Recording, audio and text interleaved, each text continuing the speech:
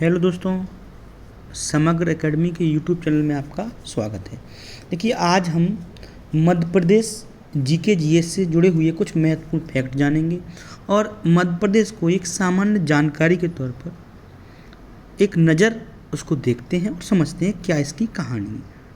तो देखिए ज़रा, सबसे पहले मध्य प्रदेश के बारे में जान लेते हैं। मध्य प्रदेश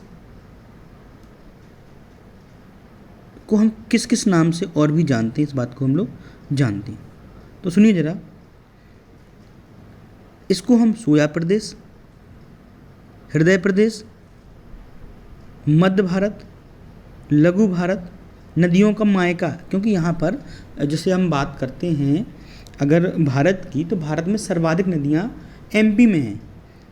मध्य प्रदेश में ऐसा माना जाता है कि यहाँ पर लगभग 207 नदियों के आसपास नदियाँ हैं, छोटी और बड़ी नदियाँ मिलाकर। इसको सेंट्रल प्रोविंसेस और टाइगर स्टेट के नाम से भी जाना जाता है। इसको घड़ियाल स्टेट के नाम से भी जाना जाता है। अच्छा, टाइगर स्टेट इसलिए कहा जाता है कि जो हमारी टाइगर रिपोर्ट आई थी 2018 की, जो 2019 में पेश हुई, उसके अंतर्गत ये देखा गया कि इस मध्य प्रदेश में पूरे 526 टाइगर थे। कितने? 526 टाइगर, इसलिए इसे टाइगर प्रदेश भी कहा जाता है। इसके बाद समझते हैं मध्य प्रदेश की राजधानी। तो मध्य प्रदेश की राजधानी है भोपाल। अच्छा, भोपाल से एक क्वेश्चन बना हुआ था कि भोपाल, वैसे तो मुख्य रूप से ऐसा माना जाता है कि जो राजा भोज थे उनने बसाया है, लेकिन भोपाल से कई सारे फैक्ट बनते हैं, जैसे झीलों का शहर। तो भोपाल कहाँ पर? मध्य प्रदेश की बात करूँगा अगर। अच्छा, यहाँ की जो मस्जिद थी, जामा मस्जिद, वो कुदसिया बेगम ने बनवाई थी, ये भी क्वेश्चन बना हुआ है। इसके साथ ही यहाँ पर एक क्वेश्चन बना हुआ था कि एशिया की आंगन, जो जामा मस्जिद है, आंगन उसका इतना बड़ा है कि वह एशिया की सबसे बड़ी मस्जिदों में आती है। ठीक है, और कई सारे फैक्ट्स भोपाल से पूछे जाते हैं।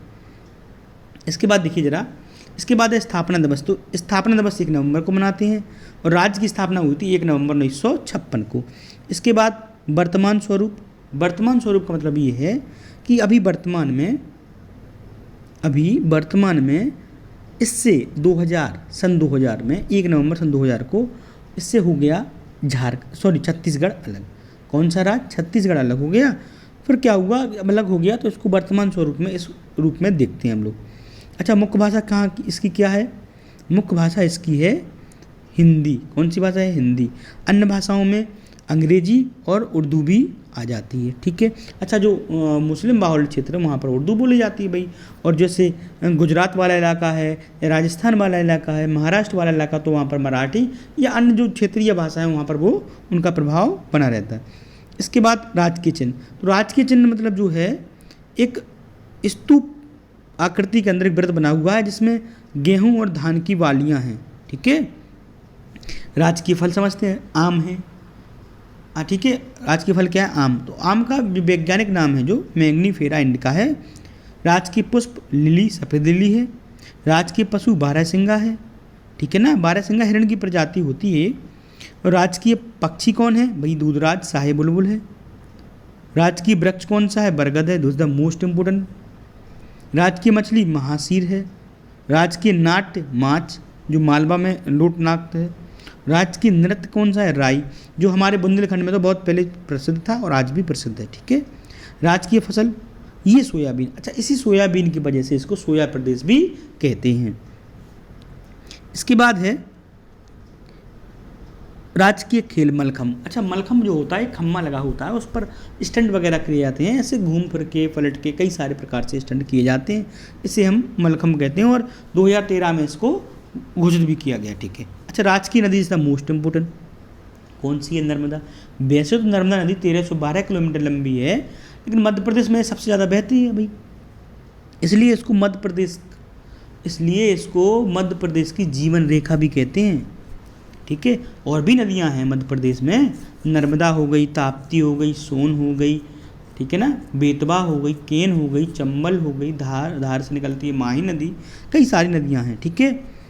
इसके बाद है राजकीय गान जो है, सुख का दाता सबका साथी, सुख का यह संदेश है, माँ की गोद पिता का आश्रय, मेरा मध्य प्रदेश है। बहुत बढ़िया, ये बहुत अच्छा है इसका। क्षेत्रफल कितना है 3,08,252 वर्ग किलोमीटर। क्षेत्रफल तो पक्का पूछ लेगा आपसे एमपी पुलिस में। इसका क्षेत्रफल कितना है 3,08,252 वर्ग किलोमीटर। विस्तार कहाँ से कहाँ तक है भाई, ये विस्तार ये पूरब से पश्चिम इतना है और उत्तर दक्षिण 605 किलोमीटर। अच्छा ये आपसे बन सकता प्रश्न कि भाई राज्यों से की सीमाओं से लगे, राज्यों किसकी सीमाओं से लगे, ये पूछ सकता है आपसे, ठीक है। राज्यों की सीमाओं से लगे इसके, हाँ अगर पूछ ले तो हम 1 मिनट बता देते हैं, कोई दिक्कत वाली बात नहीं है।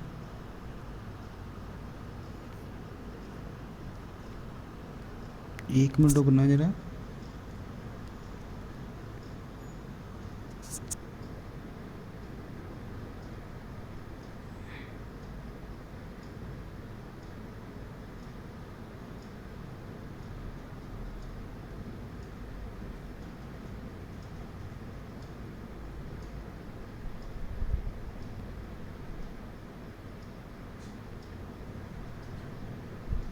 ठीक है, इसके बाद दिया गया है कि भाई राज्य की सीमाओं से लगे राज्यों की संख्या कितनी है, तो ये 5 है। उत्तर में उत्तर प्रदेश है भाई, उत्तर में उत्तर प्रदेश है, उत्तर पूर्व में छत्तीसगढ़ है, दक्षिण में महाराष्ट्र है और पश्चिम में राजस्थान व गुजरात है।